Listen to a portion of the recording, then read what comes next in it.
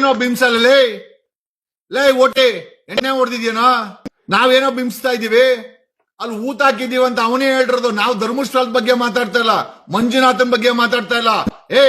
ಕಣ್ಣೇನ್ ಕುಳ್ಳೆ ನನಗೆ ಕುಳ್ಳ. ಇವನೊಬ್ಬ ಮನುಷ್ಯ ಏನ್ ಎಣ್ಣೆ ಹೊಡೆದು ಮಾತಾಡ್ತಾವನೇನೋ ಗೊತ್ತಿಲ್ಲ.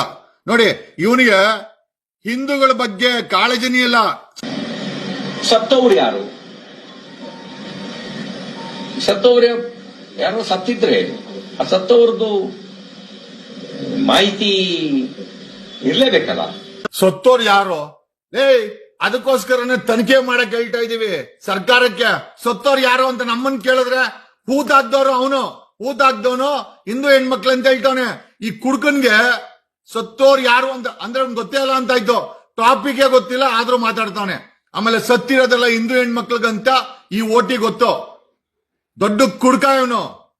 ಸತ್ತಿರೋ ಆತ್ಮಗಳನ್ನ ಬಿಡಲ್ಲ ನೋಡ್ರಿ ಇವನು ಹೆಂಗ್ ಕಾಡ್ತಾ ಇದ್ದಾನೆ. ಓಟಿ ರವಿ ಪೇಸ್ಟ್ ಹಂಗಾರೆ ನಡೆದಾಡುವ ದೇವರಂತೆ ಅಲ್ರಿ.